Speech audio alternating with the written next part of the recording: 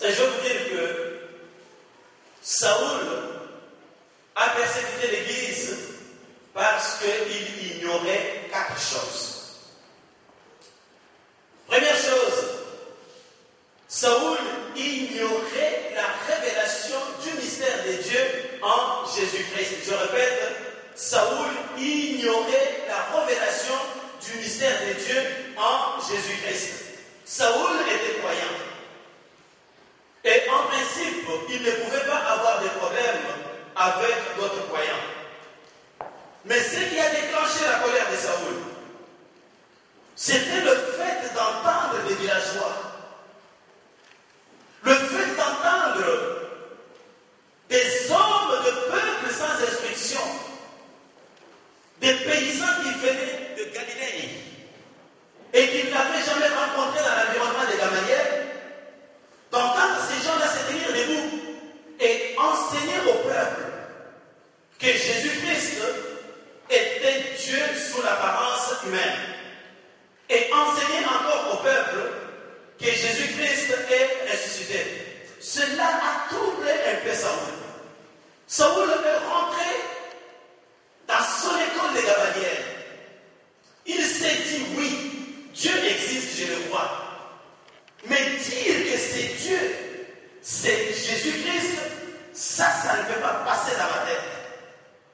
Ça ne peut pas passer dans ma tête parce que de un, Dieu ne peut pas être condamné par un homme. Et de deux, Dieu ne peut pas être crucifié par un homme. Mais Jésus-Christ a été condamné. Jésus-Christ a été crucifié, il est mort. On l'a enterré. Vous voulez me faire croire aujourd'hui que c'est Jésus qui est Dieu. Ça, c'est un blasphème.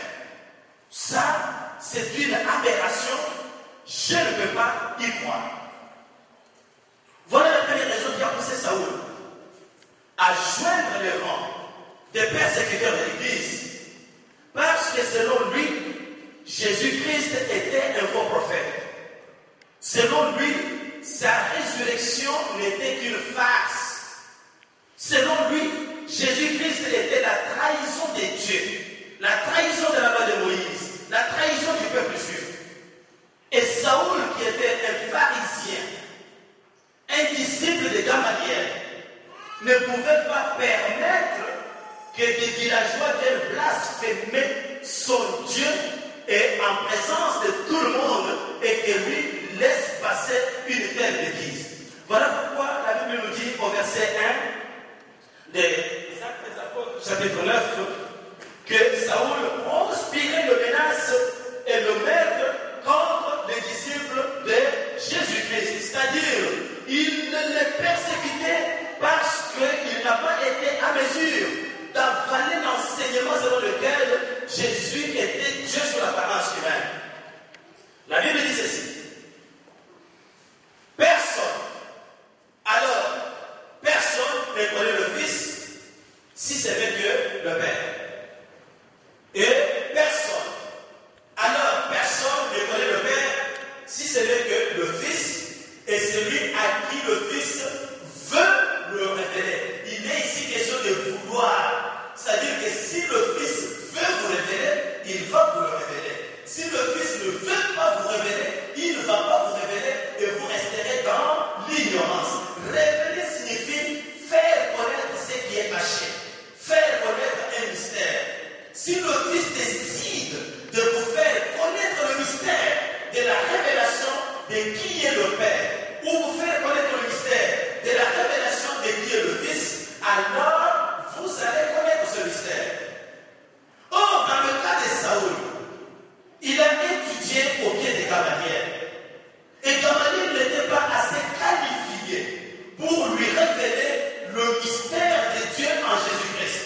Donc, et Gamaliel et Saoul lui-même, il ignorait qui était Jésus-Christ à cause du fait que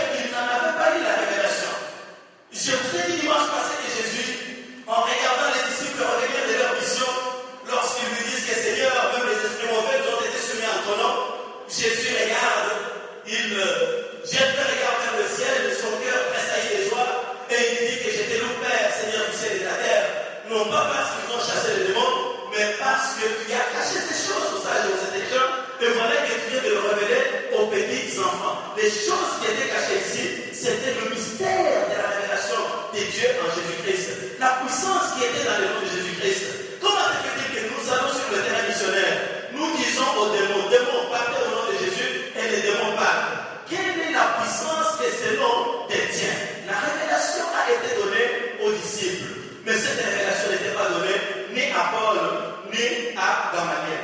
Je vous fais comprendre une chose, une petite chose. Dieu est esprit. Il est pur esprit. Mais l'homme, il est corps et esprit. C'est ce que le livre de Genèse nous dit. Lorsque Dieu a créé l'homme dans le jardin d'Éden, il a commencé par former le corps de l'homme. Il forme des mannequins en terre. Quand il a fini de former l'homme, cet homme ne pouvait pas parler. Il ne pouvait même pas se tenir debout. Il ne pouvait pas marcher.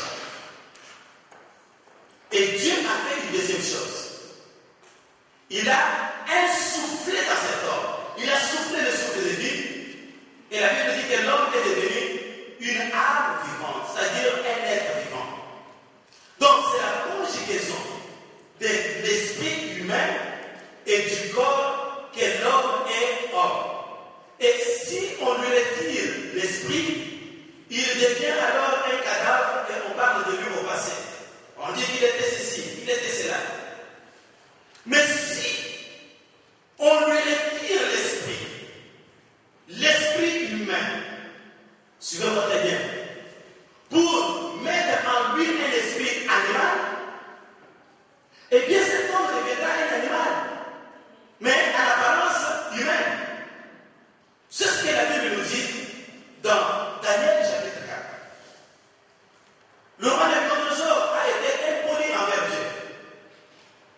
Il s'est glorifié lui-même au lieu de rendre gloire à Dieu.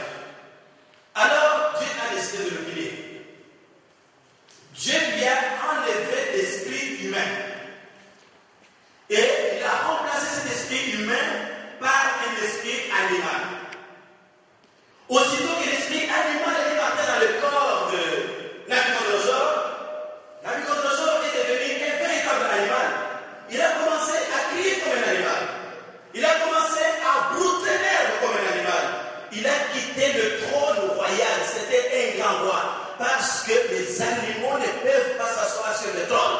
L'esprit animal en lui a conféré cette vérité que tu es un animal. Tu ne peux pas diriger les hommes. Il est descendu, il est allé en brousse. Nabuchodonosor ne pouvait plus manger avec ses mains parce que les animaux broutent l'herbe avec la bouche et il a commencé à brouter l'herbe avec la bouche. Ses cheveux sont devenus longs et sauvages. Il ne pouvait pas se laver. Il faisait les besoins comme les animaux et ses ongles sont devenus comme les griffes de l'oiseau. Pourquoi? Parce que dès que l'esprit animal a été placé en lui, il est devenu réellement un animal.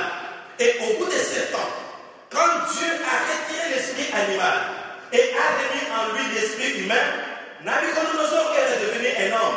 Il a levé les yeux vers le ciel, il a rendu gloire à Dieu et il a récupéré son trône. Est-ce que vous m'écoutez bien, les mains?